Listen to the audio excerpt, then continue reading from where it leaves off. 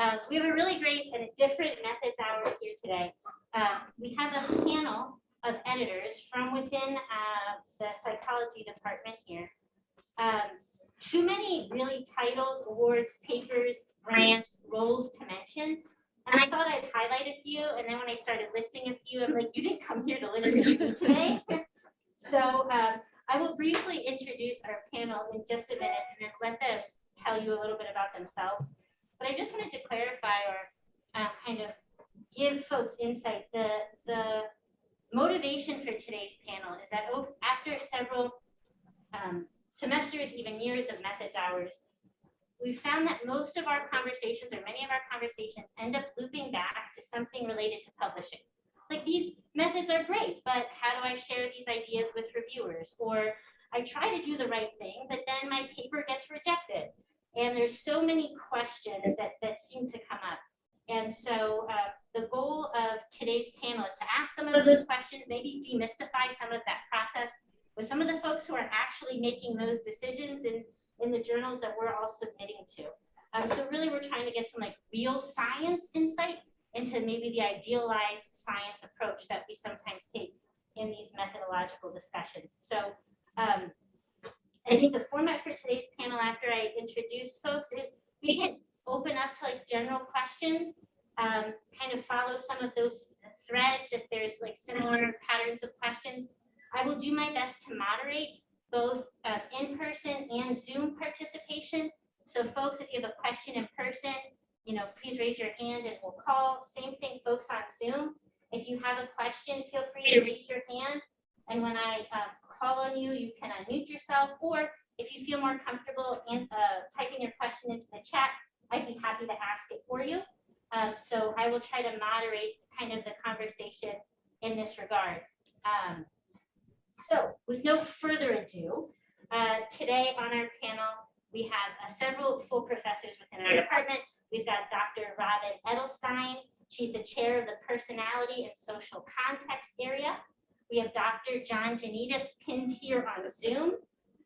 He's the Edward E. Smith Collegiate Professor of Psychology and Neuroscience.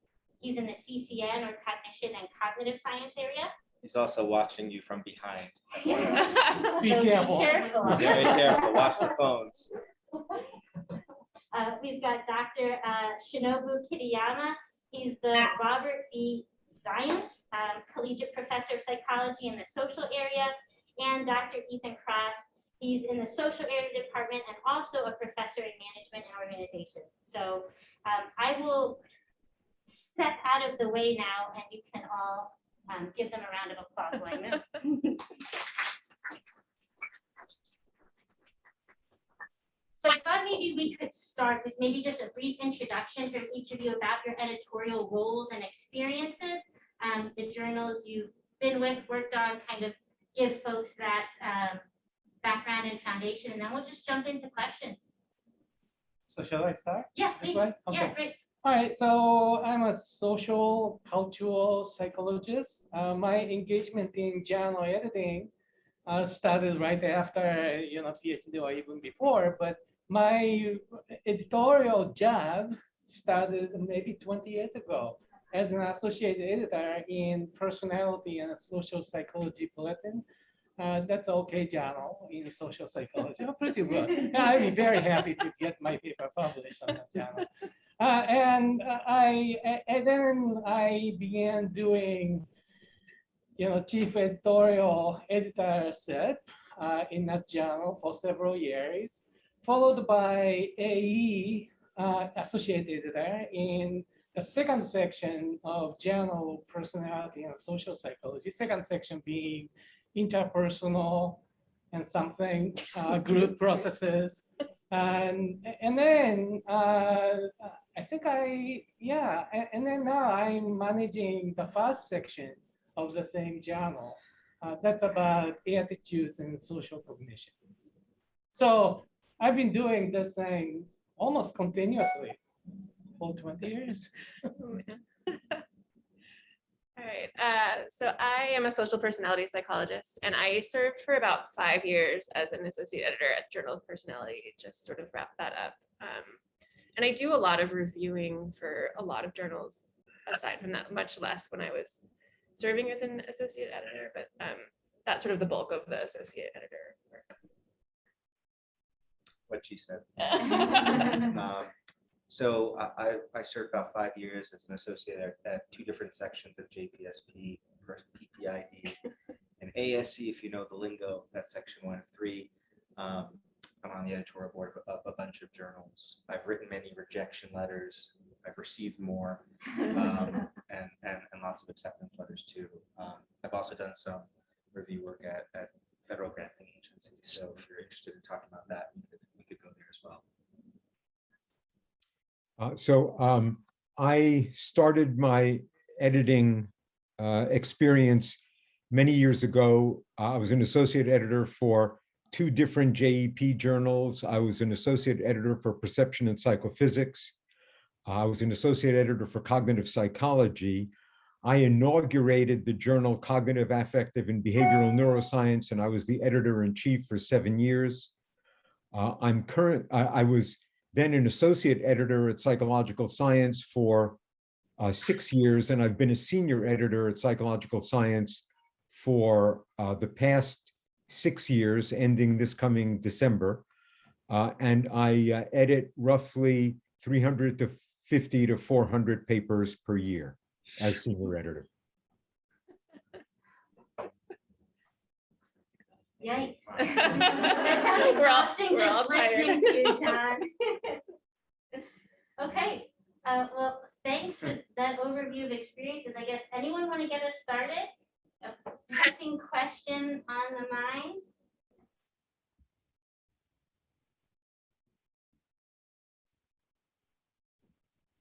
How many of you have submitted to journals already?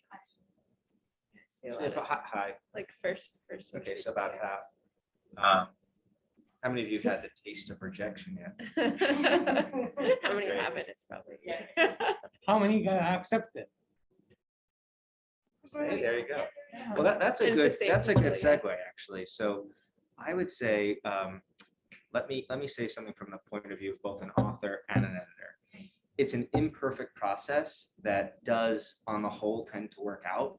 And so when I typically go into submitting an article, I hope it's going to be accepted, but I have the 5 or 6 journal, game plan. Like I know it may take a while, and just having that orientation can be helpful just emotionally, because you invest so much of your time in these papers and you really want them to succeed.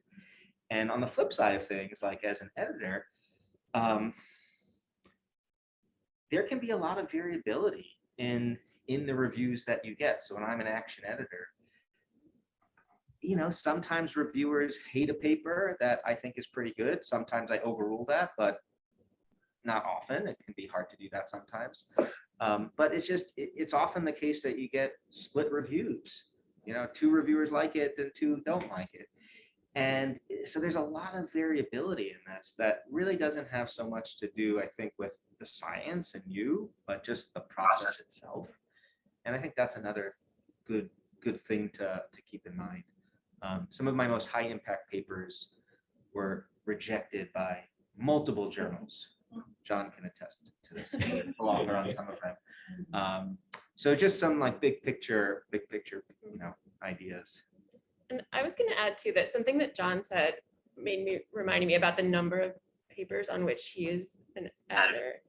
Like I think that's another piece of this, is that like this is like your baby and you've submitted it and you care so much about it, and the editors and reviewers are really busy and doing 5 million things and often are like, this was not clear, and you're like, it was so clear when I wrote it. And so sort of keeping that in mind of like the people reading your paper are not as invested in it as you are, and so that part of your job is really to sell it clearly and make their job easier.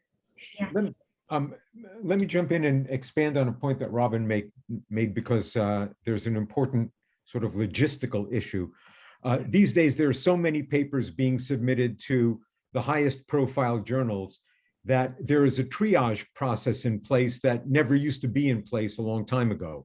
So when we got papers at JEP many years ago, when I was an associate editor for 2 separate sections of it, all of those papers would get reviewed, except the most egregiously bad ones.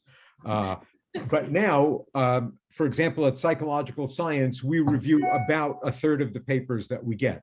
That means 2/3 of the papers that I receive on average, and that other editors receive on average, get read by an editor and an associate editor, and the decision is made by them about whether to send it out for extended review or not.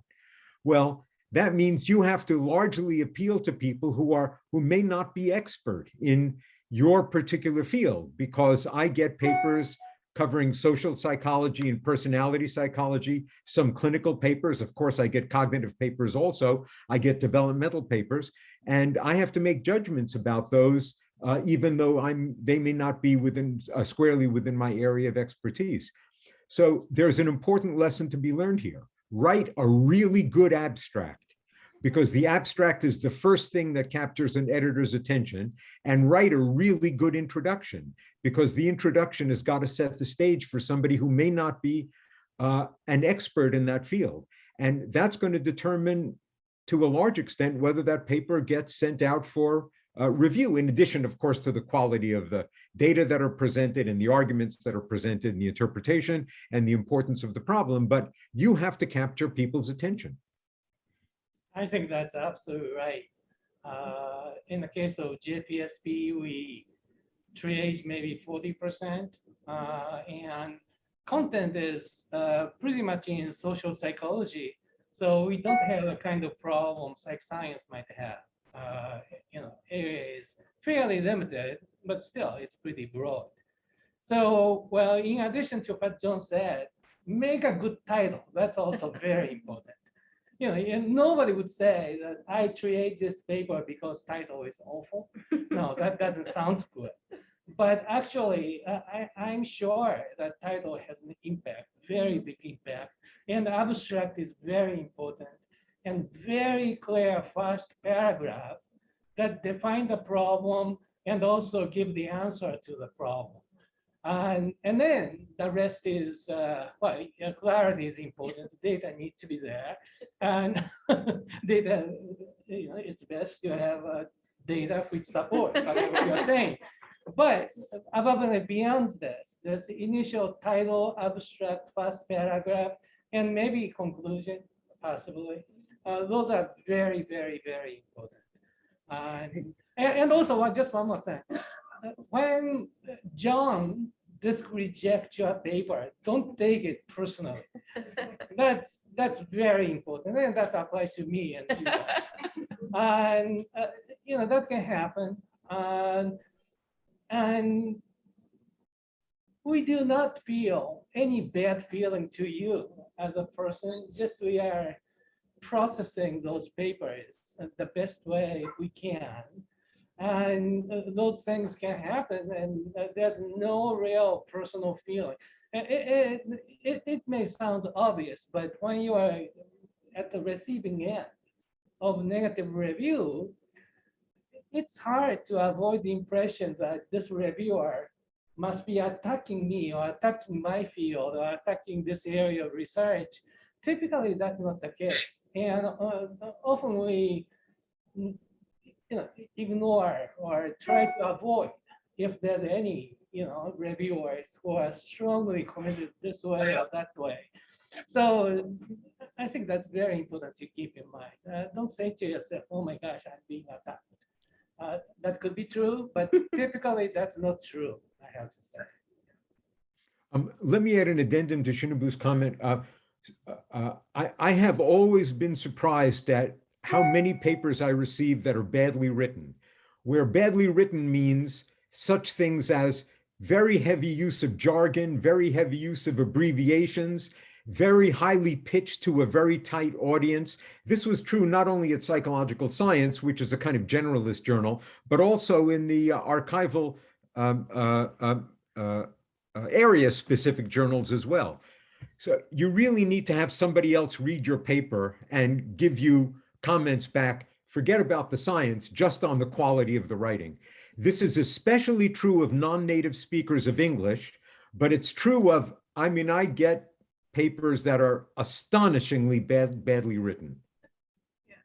And I was thinking the other day, I don't know if you guys have the same experience, that as a reviewer and an editor, I don't know that I've ever gotten to the end of an introduction of a paper where I was like, kind of along the lines of what John is saying, where I'm like, I don't understand what they're saying. This seems, it's oddly written or it's confusing. And then gone on to like the data have saved it. I don't know if it's like I'm already too, the damage has been done, but those things go together to me, that I think like if you're sort of not making a strong case, it's really hard then for the data and like thinking of methods for this topic, like it's like too late, I think almost. But I think it all goes together in the sense that I think if you can be really clear about what you're doing, why, explaining it clearly, I think doesn't mean your paper will get in, because you could still have a lot of issues later on, but I think it really sets the stage in a really important way. Yeah, I think they're definitely correlated. There have maybe been a handful of instances where I thought the data were just incredible and said, well, what if have you thought about restructuring this way? But I was really invested in the paper in that instance. That was a lot of work that I did to try to give the authors some constructive suggestions about how to reformulate the paper. And that's not always easy to do, because when you're doing 7,000 papers a year, you don't have much time to invest that much in a given paper. I think that the big take-home point here is that the writing is a skill and it takes a lot of time. And don't get frustrated if when you're working with your mentors, you go through multiple drafts, because this is a skill that they have honed over time. And it's what ultimately gets your work out there. I think that's a really important message, because as you were talking about triaging and the intro, like what role do methods play in that? Are we not even there yet in terms of the data, or if you have a novel approach or something along those lines? Because as an editor, how does that impact the triage process? Or do you wait till you send something out for review, and only when reviews come back do you dive into the methods? Like at what point does that kind of come on your radar? Well, you Oh, might- no, Adrian, the methods, I hope did I jump on somebody? I didn't mean to. You did, but just keep going. Oh. I'm from New York. I mean, everybody jumps on everybody in New York.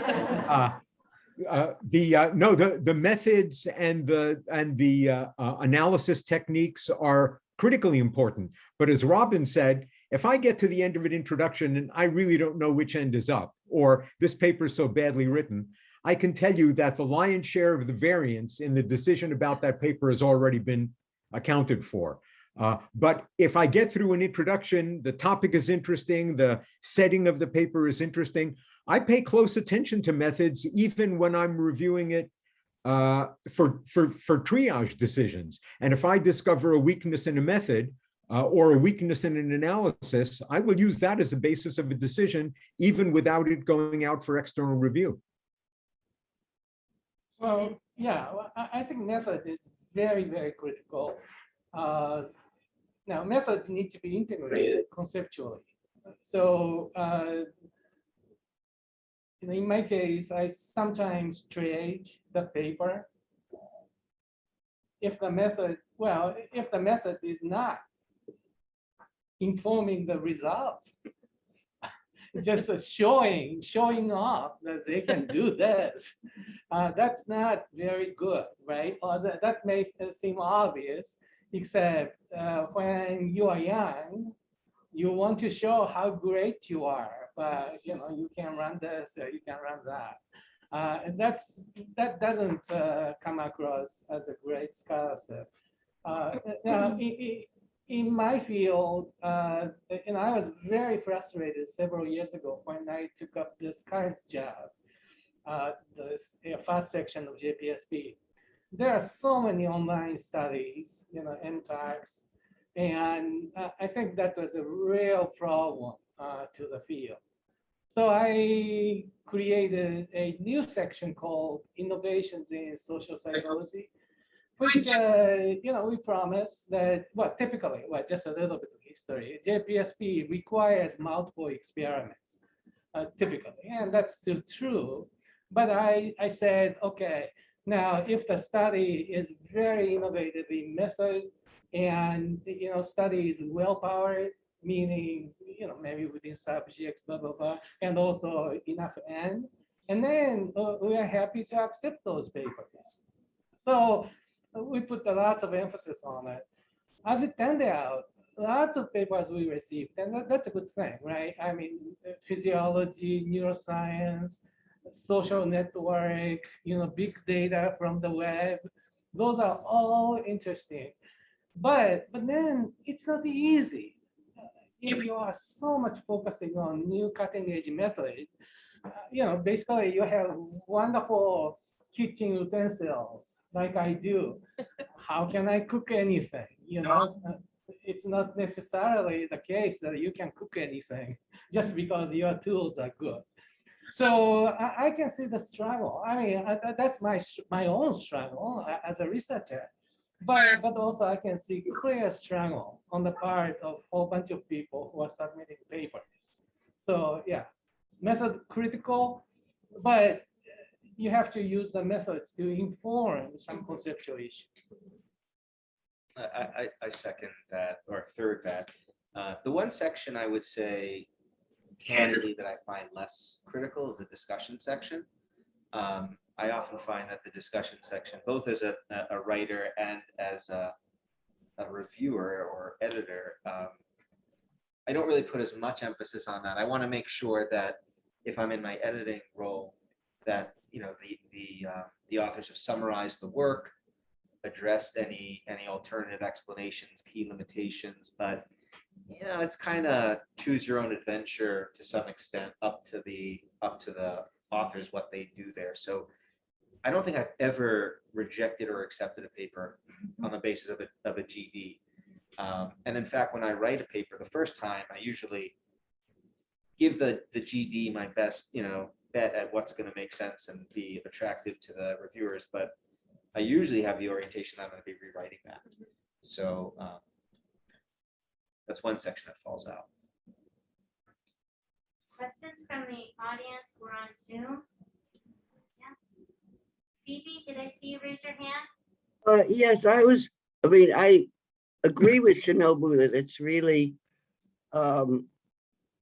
depressing to see how many studies are done online. On the other hand, you have the competing pressure of the replication crisis that's asking for hundreds of subjects for studies where you used to get accepted with 50 subjects. And that's a real pressure to conduct online subjects, because running hundreds of subjects individually means you're going to spend your whole graduate career running one study. So I wonder if you have any advice about how to. Well, I'm not rejecting a paper merely because it uses online data only. So, but what I try to accomplish is to encourage authors to try something innovative and interesting every once in a while. Right. So, I'm not discouraging you to run MTAC studies when those studies are appropriate. Do it. But just don't overextend it too much. And also just as, combine that kind of studies with something innovative, and that can give a real edge in your research. Sometimes, Tony Greenwald said many bad things, but Tony Greenwald, social psychologist. But one thing he said that's right is that method sometimes and oftentimes is a motivation for new theories. That's true.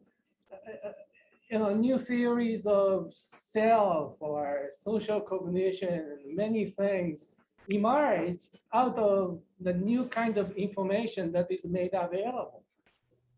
With new method, maybe that's neuroimaging, maybe that's a reaction time, 40, 50 years ago, or maybe that's something else, maybe social network analysis, or, something, maybe, analysis of Twitter data or something like this. And if you can formulate the problem in such a way that that information really is critical in providing some critical piece to your theoretical analysis. That's the best scenario. And by the way, if it's tweeted data analysis, you don't have to collect data. I mean, really, just let the computer collect the data, right, over some period of time. So you can be creative, and I'm sure this method hour must be great. I'd like to add a comment to what Phoebe asked about online testing and what Shinobu's comment was about online testing. I see Taraz Lee on this meeting, and I see Han Zhang in this meeting also, and they clearly remind me that over the course of the last year, we've collected an enormous amount of online data in the development of a whole new line of work. And we never could have, from literally hundreds of subjects, and we never could have done that if we hadn't been testing people online. And it allowed us to advance the development of this method and this new line of work in a way that I don't think we could have done otherwise, or it would have taken many more years than I would have cared to devote to it. Let me just make one other somewhat different comment about the online testing and different methods, which is on the editorial side, I'm often taking into account how difficult the study was to execute when evaluating the paper and also when writing my letter. So if reviewers are calling for a lot more data, if it's easy to fire off a few online studies to address this, I may suggest doing that. But if it's been a 2-year experience sampling study with mobile fMRI, doesn't exist, but you get the point, then I'm privileging that type of methodology and sometimes even accepting a single study. So this is another place where you want to really rely on your mentors to help coach you through and figure out, hey, when is enough enough? Because it does depend on the kinds of questions and methods you're using. I'd also like to say that as an editor, I really want the author to say why this methodology is the best for answering this particular question and what they might have chosen and didn't choose, and give some indication that they've thought about that question. And I guess I would add to that too, is something I've been thinking about, is that, like, explain it to us. So I think sometimes both as a author, like a co-author and a reviewer editor, I don't get the sense, I don't know, I guess I can't infer whether the person understands what they're reporting or just can't explain it clearly. Because sometimes even, like, I've asked questions, either to co-authors or editors, and they're like, I don't know, that's just what the output gives me. I can't do more output. And then I'm like, I don't think you understand what this, like, and I think you should be able to explain it clearly. And I kind of want to say dumb it down. That sounds like insulting, but yeah, like, and also, like, as a co-author, I feel like I should be able to understand it, a method that I'm trying to publish. And so I think that's sort of on the person using the method and understanding, like, what is the output. And sometimes people just be like, here's all the statistics, and it's like, what do they mean? Why this one? Why that one? And often people are like, I don't know. That's just like what these other people publish. And so making sure you really understand what you're doing, which is no small task, I think. I think John has a comment, and then Thad has his hand raised. This might seem like a minor issue, but to editors, it's not. The discussion of inclusion and exclusion criteria for participants who've been in your study turns out to be one that editors and reviewers pay a lot of attention to.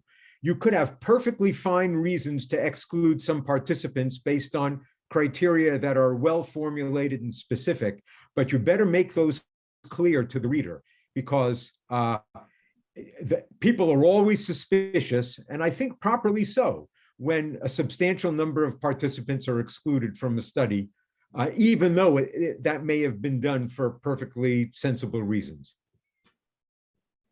Why don't we shift to talking about. I think we had a question from Thad and from Taraz, if that's all right. Thad, do you like to unmute yourself?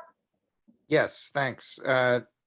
So one of the take-home points that I've taken from this discussion so far is the critical importance of clarity and writing, which I totally resonate with. And it just raises to me the question of what resources are available to help train our students in getting better as writers. I mean, I think we just devote a lot of time to training in, statistics and in the specific research methodologies and experimental design and so on.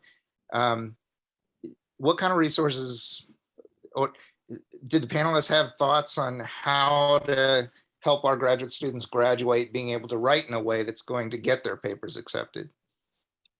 So, I beat you, John. I'm from New York too, so I'm quick. So I think that you raise a critically important issue, and I think we need to be. I think a lot of this training occurs in labs, but we could do much better by having a speaking and writing requirement. I think speaking goes hand in hand with the writing in terms of maximizing the impact that our work can have. Robin's taught a writing course, which I think has been very successful sporadically because she has to teach other things too. But I think we should be devoting a lot more resources to this because it is an essential skill set, and you can do all the statistics you want, but if the paper doesn't get published and talked about, no one ever, it has no impact on the canon. So that's my thought. Should I pivot now to the pre-reg comment I wanted to make, or John, you wanted to get in there before I switch gears to talking about a pet peeve about pre-registration? yeah, I just want to make a, I want to beat up John. No. No, go ahead, John. I feel at a particular disadvantage not being in the room there to be able to fight my way. John, into you it. see us from all angles. You're know. not disadvantaged. Looks like he's in a- Yeah. So the comment I wanted to make has to do with tutoring your own individual students and what students should take out of that tutoring. One of the great innovations during my career has been track changes.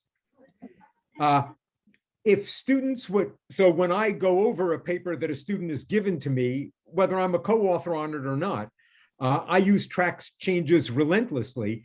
And what I'm always afraid of, and I always warn students not to do, is just to accept the changes and then go on and do other revisions to the paper.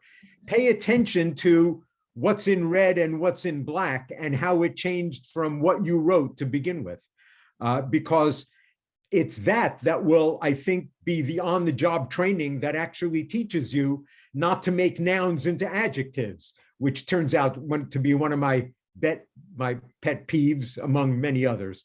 All right, Shinobu, back to you. Oh, thank you. Yeah, I very much resonate with what Ethan said. Speaking and the writing go hand in hand. I think that's right. And basically, ultimately, writing is a storytelling.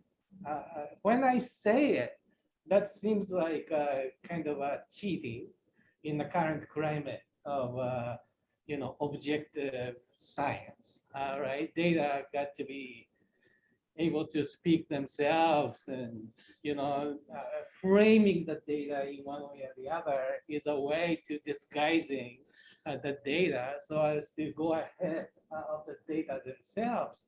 But at the end of the day, you want to be able to tell what this data tells you to somebody who's intelligent enough to understand what's going on, which is almost everybody who has a reasonable college degree.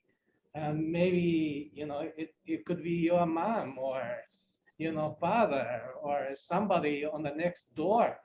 And how can you nurture this? Well, I think it's very important that you explain what you are doing in Brownback or your lab. And of course you have to add stats and everything, but really this broad storyline, what's the problem, what's the previous work, what's missing right now, and what did you do in order to fill that gap, and what you got, and why that's important, why you guys need to care about this result. And if you can say it and you can put them down in, 15 or 20-page manuscript, that's a paper, right? So now, how can we train this? Well, I think John is right. Just don't accept what we do on the track change blindly.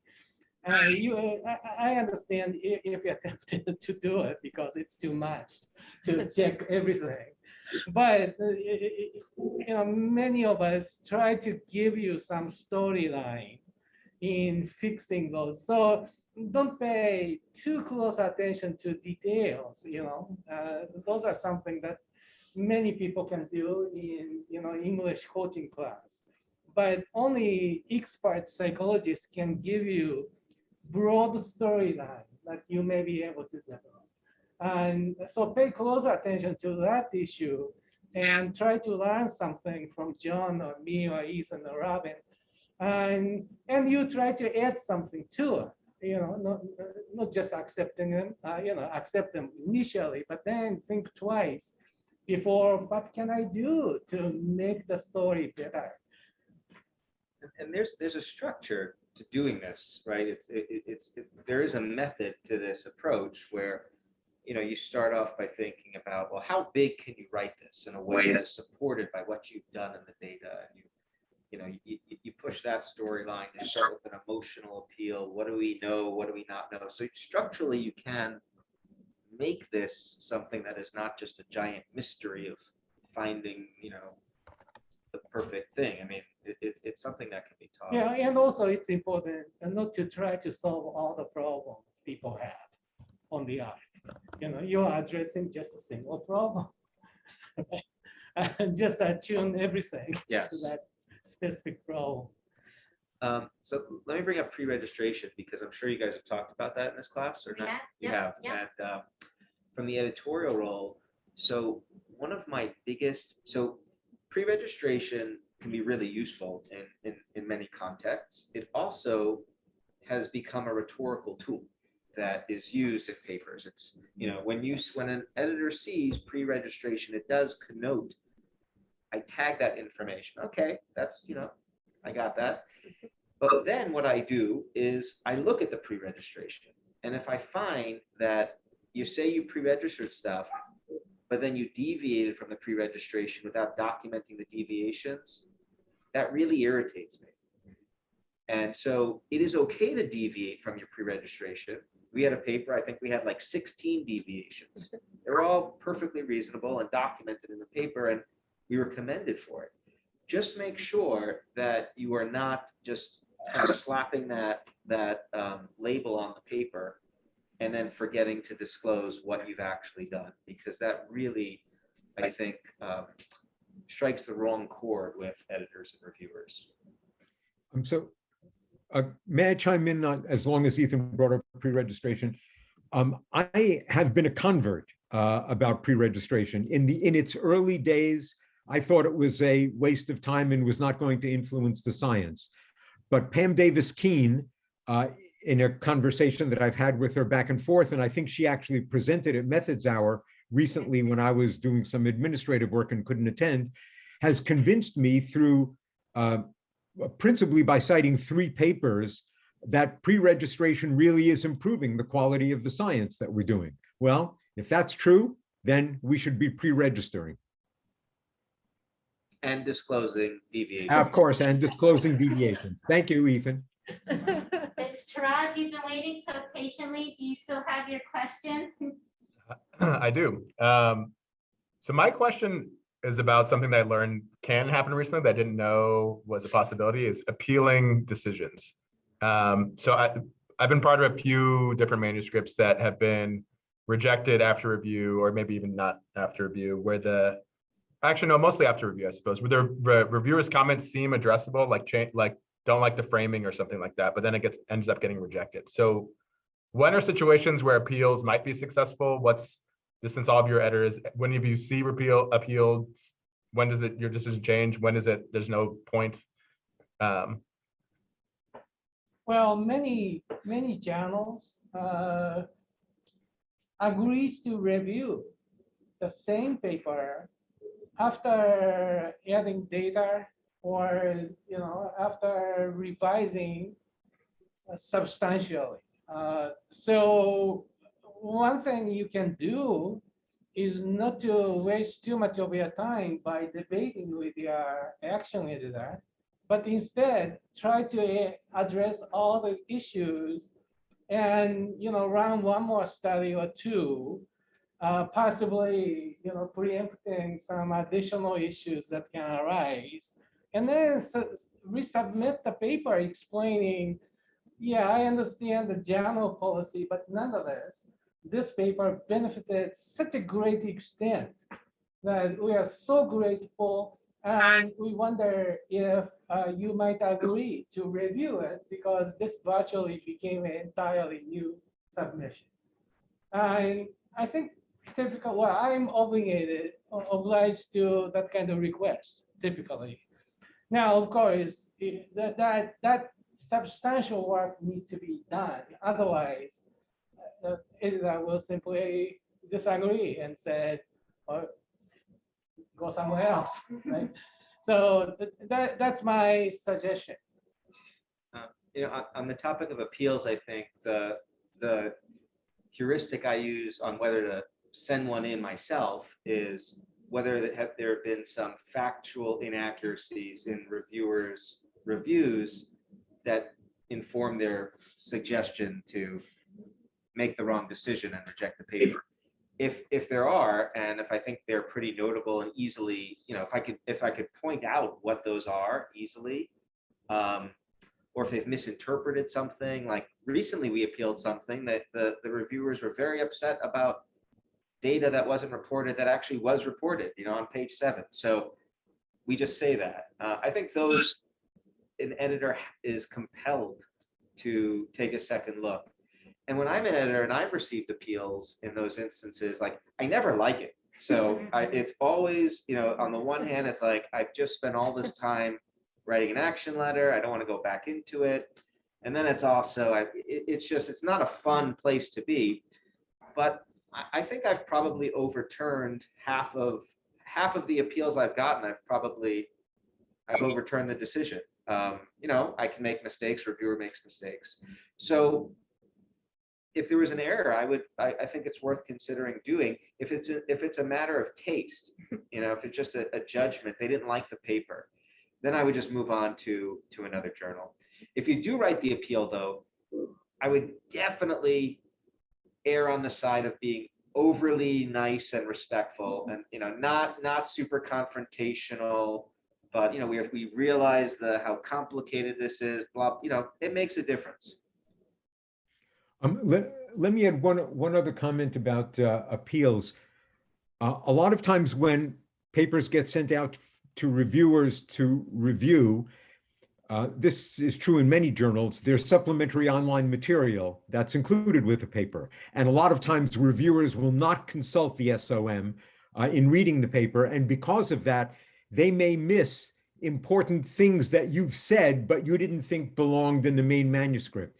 And so if the basis of an appeal is what was in the supplementary online material, then you might point that out to an editor, and then also point out that you're willing to reshuffle things and put them in the main manuscript if the editor and the reviewers think it belongs there, but your original judgment was to include it in the supplementary material.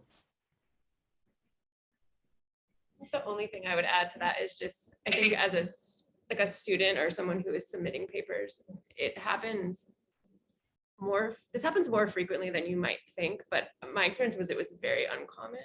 So both I think are true. I was shocked as a grad student to learn that this was a thing that happened, period. And so then to learn, and then some people do it much more often than others, period, and are successful. And so I think I would not do it all the time, but I think when Ethan was saying, I think I did it maybe once for one of my dissertation studies, and it happened to work. Because it was one of these things where I think the editor just really wanted to be he was rotating off, and he was like, just submit this later as some other thing. And I was like, no, I have, I can do the thing you asked me to do. So do you think about it judiciously is I think what my point here is. And when you're doing reviews, which you'll start doing soon in all likelihood, because your advisors may ask you to help them with reviews, make sure that you carefully vet the manuscript and don't say things that aren't unsupported. Doing a review is a privilege. Not everyone gets asked to do it, and remind yourself that, hey, this is someone else's work that they've in many cases spent years and years working on. So, treat it with the seriousness that it deserves. But I guess also I would add though, like, don't let your paper be the one that gets rejected because of something that you're like, I said it, but it was like buried in there somewhere that's not clear. Like, make the job easier for the reviewers if you can. Totally. Matt, I saw your hand go up again. Do you have another comment or question, or did we pivot away?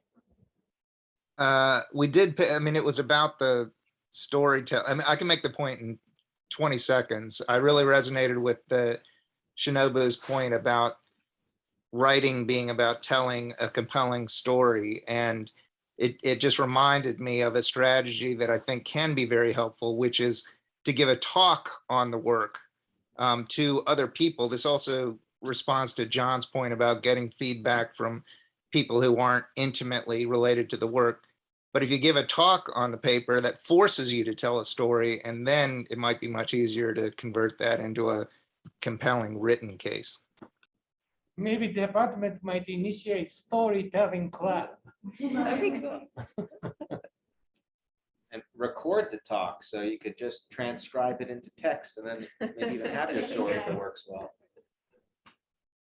I think we're close on time here. Do we have a final question or comment, especially from a student? If you've been waiting to ask, now is the time. So we know that academics don't what happens when a reviewer and author in a deadlock, you can't agree with each other, you're just sort of theoretically disagree, whether it's on methods or on theories. Which side do you usually, who do you side with? And what, like whether or not to accept or reject? So to repeat the question, just so you could hear it on Zoom, it was, what do you do when there just seems to be some fundamental disagreement from the reviewers, or maybe between reviewers and the authors around methods or something else? How do you go about making your decisions when you have this conflicting information? Well, it is editorial, so we have judgment. And this is those kinds of instances are sometimes fun because you have a chance as the action editor to kind of steer a paper and exert your judgment about what you think is really high quality work. I would say that in the author's shoes, one tendency that I often see students make when they start is to think they have to concede to every reviewer point. And you don't. You can respectfully push back, and you can say, look, we understand this comment, but we respectfully disagree. Don't stop there, then go because of A, B, and C. And as an editor, I'm receptive to the fact that there are lots of debates in the field and different ways of making sense of similar phenomena. And so you can have those disagreements. It's a little odd if you disagree with every reviewer comment, but I don't think that's a situation you're talking about. And sometimes I had a few cases like that where I was like, this is clearly engaging in some way that I think I will just let readers read it, and like they are not going to agree, and they both are making good points, and like this is a bit out of my area, so like let's see, like let the data sort of speak out there. New ideas often arouse heated debate and resistance, and as an editor, as long as the data is sound and the argumentation makes sense, that's not something that I like to shy away from, because maybe this will push the field or its area of research in a new direction. So that kind of healthy debate, I think, is okay. Well, in my case, if the paper is really interesting, I engage with the paper, really. So method, I try to resolve the conflict, and in such a way that the resolution can save the paper. Now, if the paper is uninteresting to begin with, I have no energy or desire to do that. So really, in those cases, pretty much if a reviewer makes some critical comment on method, that may be cited as one of the reasons why the paper may not fly in this journal. Now, on the receiving end, I have quite a few experience of being offended, annoyed, and being made angry to have received that kind of comment. You know, and well, the best I can do, well, Ethan is right, but exercise due diligence to try to address all the issues first, and then structure your thinking in such a way that why what you are doing may still be right, and even when you do something reviewers do saying that you should do, it's tried. The results don't change. That's the best possible scenario. And if the results do change, then you have to do some extra work to justify what you're doing is right. So I think those, and that it's really annoying that you have to do it because somebody is saying that you have to do. It's like your parents saying that you have to do this, and you don't like to do that. But just do it. Just do it. And I have that experience. Just you have to do it. Let me just add one other, I think, useful tidbit, which is there are probably students from all different areas here. That's right, yeah. So different areas have different norms with respect to the kinds of action letters, decision letters that you're going to get. In social personality, there's a norm, or at least at JPSP, to go for the editor to write a really detailed letter in which they integrate everything and give you a roadmap for what you're supposed to do. And at least in my experience publishing in bio journals, neuroscience journals, there's less emphasis placed on writing that kind of integrative letter. Some people do it, but more often than not, it's there were 3 reviews, 2 said no, 1 said yes, see you later. That may be an extreme, but you should be prepared to receive both kinds of letters. And the Aryan Journal will dictate that to some degree. Well, I think this was fabulous. We might have to revisit it in upcoming semesters because I know there were some other questions that we didn't get to, but I just really appreciate everyone's time joining in, especially the panel. We know you have the papers to get back to. So thank you so much. Okay.